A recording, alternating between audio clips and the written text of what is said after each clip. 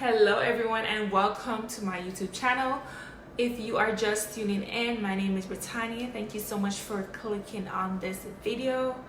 I really do appreciate your support. Alright, for those who do not know me, my name is Britannia. I am currently a flight attendant for a major US airline. Okay, so yes, I do get to travel all over the world. Yes. Okay, all right, so in today's video we're going to talk about the cons. What are the not so good things about being a flight attendant? You see us in the air whenever you travel on a plane. Are we just a waitress in the air? Do we have to deal with any sort of problems? Or what are the problems do we deal with as a flight attendant? I'm gonna lay that down in this video for you. Alright, so we're gonna start with con number one, which is being on reserve. Most flight attendants do not like being on reserve. And being on reserve is when the company assigns you a certain amount of days where they can call you and use you to go anywhere. So being on reserve, you have no clue where you're going. You don't know which city you're going to be in. You don't know which country you're going to be in. The company basically calls you at least 2 hours prior to you having to go to the airport and say, hey, this is where I want you to go.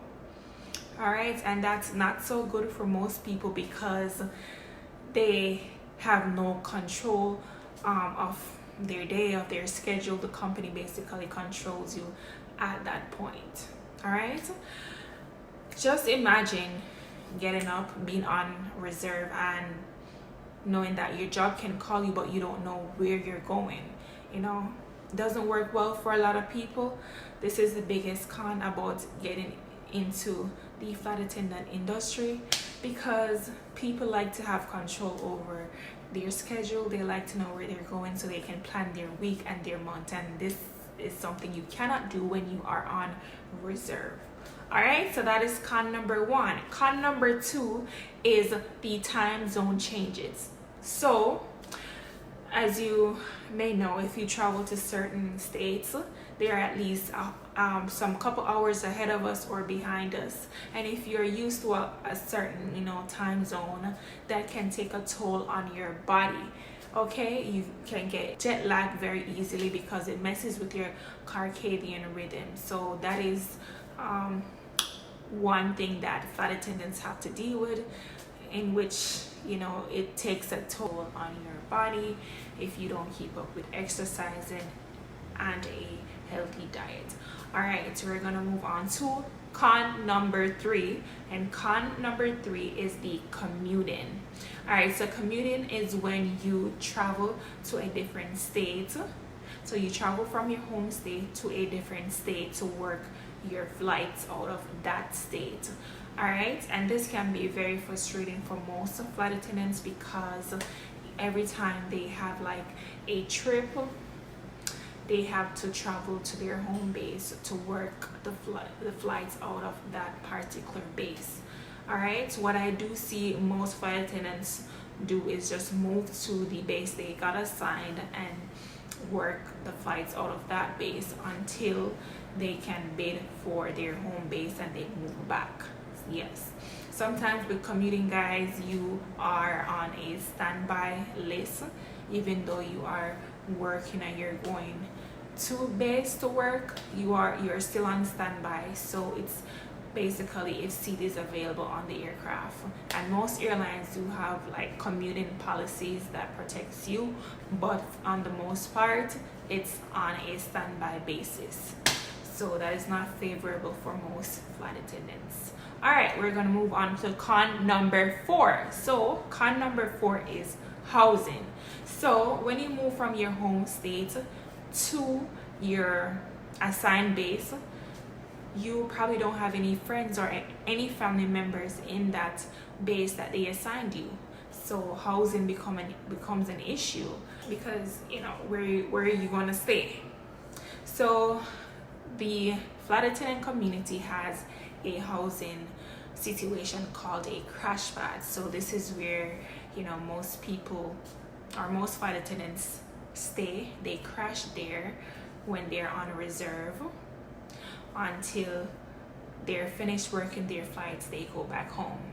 And that situation is not favorable for most people because it is like a very dormy situation, like a college dorm where you have bunk beds and you have one person on top of you, another person below you, and some people just don't like that. So the housing can be very difficult. So yes, so let's move on to con number 5, which is that the job can get very lonely. So if you have a group or a crew that you are flying with and they're not so interactive, then most of the times you are on those layovers all by yourself. If you don't have no family or friends in the city that you're flying to, you are in that hotel 9 times out of 10 all by yourself. All right, so that's when it gets lonely for the most part. But if you are very interactive, you know how to entertain yourself and you know how to socialize and go out and meet people, well, hey, that's you, and it will work well for you. But for the people who are more on the introvert side, then yes, it can get very lonely. All right, we're gonna move on to con number 6, which is crew scheduling. So crew scheduling is a department that can assign you a trip. They can reassign you your trip. They can reroute you and stuff like that. And this is for flight attendants who are mostly on reserve. So they're the one that can call you on your reserve days and tell you, hey, this is where you're going, this is where you're flying to, and so on and so forth. In most cases, I know most airlines crew scheduling choose a position that each crew member is going to fly. And where it gets very unfavorable is when they try to breach the contract, in which they have you work over your duty period. They assign you less rest hours than you are supposed to be assigned. They try to mess with your schedule in some way which breaches the contract. So you have to stay on your P's and Q's when it comes to crew scheduling and your schedule, because they can take advantage of more junior flight attendants. Okay, all right, we're going to move on to con number 7, is working with different people. All right, so I don't know if you know, but every trip that you work, it's not going to be the same people you're going to see on your previous trip. You're going to be working with different people. So when I say that you get the opportunity to meet different people, I mean that you do get opportunity to meet different people. So if you're just used to just vibing with one group or one set of people, it may not work out for you, because you're going to meet different people from different cultures and backgrounds. So if you work one particular trip and you don't get along well with the crew, at least for the next flight or the next trip that you have, you'll probably never have to work with them again. So that can come in as a con for most people. All right, we're gonna move on to con number 8, which is long flight hours. So depending on the airline that you choose, you have very long flights. And for me personally, I do not like long flights. That's why I chose the airline that I chose, because being in the air for an extended amount of time is just not something that I like.